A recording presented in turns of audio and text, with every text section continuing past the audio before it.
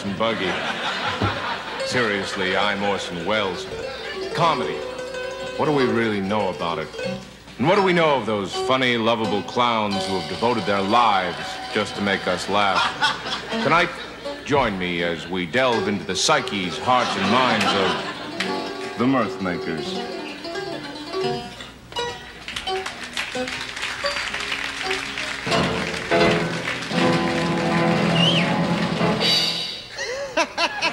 So I said to her, I said, ladies, if you ever have a problem with termites again, call me. How are you? Good night, everybody. You've been marvelous. Marvelous. Good night. Mwah. How you doing? How are you? 3 simple words uttered by millions of people every day. But this man has made them a trademark, a symbol for giggles and guffaws. He's funny man Bobby Bitman. No, but it's true, Orson. I was very, very poor. I had no parents. I had no clothes. I was naked till I was 7 years old, and that's no lie. Those were very, very bad times. Is comedy born out of abject misery? Can a happy person be funny? No. Not to my knowledge. I honestly don't know one funny person who's happy. See, we comedians are a very strange lot, Orson. We care about other people more than we do ourselves. Our lives are a sacrifice, so to speak, so that others may laugh. Well, you're certainly not poverty-stricken now, Bobby. No, I won't argue the fact that being funny has made me very, very, very wealthy. I do have a very large palatial estate in Beverly Hills, swimming pool, tennis courts, polo grounds, if you will. A few Mercedes, a couple of Rolls, a large station wagon in case I have a large family. And it's true, I do attend swank Hollywood parties now. I'm at the top of the invitations list everywhere. I hobnob with the elite of this country and a few foreign countries. I'm a star. I'm important now. But Orson, I'll tell you this, as a comic, in all seriousness, I would gladly give all this up tomorrow for the life of one happy poor person. And that is the truth.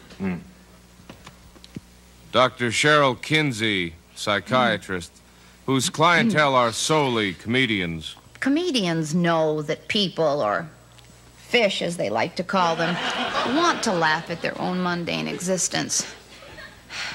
They're very sympathetic with the real world, or low life as they often call them, and feel they've been chosen to do this work.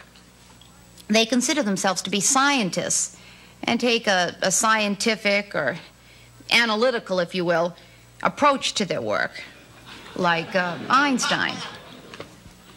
Well, there's no question about it, Bobby. You are funny. I know you really crack me up. Does comedy come from the heart or from the mind? That's a very good question, Orson. If I may say so, that's very intellectual. I truly believe good comedy comes not from the heart, not from the mind, but from the throat, right in here. Fascinating.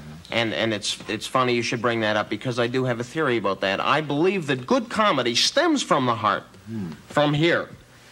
But it needs an intelligence. It's looking for an intelligence, so it reaches up towards the brain, the comic brain. And that cerebral intelligence in the brain, in turn, is saying, hey, we got to give this joke a soul. So it reaches down towards the heart. And these two little hands that are reaching up and reaching down meet somewhere right in here, right around the throat. And I truly believe that's why good comedy chokes up a lot of funny people. I'm not saying this was a heavy-duty bar, but when I walked in there, I thought there was some guy tap dancing behind the bar. Turned out there were termites this big. They were tap dancing behind the bar. And the food was so old, some of the pork still had air rides in it. The comedian, a rare breed. Some thinkers believe the mirthmakers to hold more power than the most powerful politicians, than the most pious of holy men. Laurel and Hardy, Charlie Chaplin, Buster Keaton, and funny man Bobby Bittman, all spokes in the wheel of life. Civilization owes them, and speaking for civilization, I hope that debt will someday be paid. Until that time, I remain your obedient servant, Orson Welles.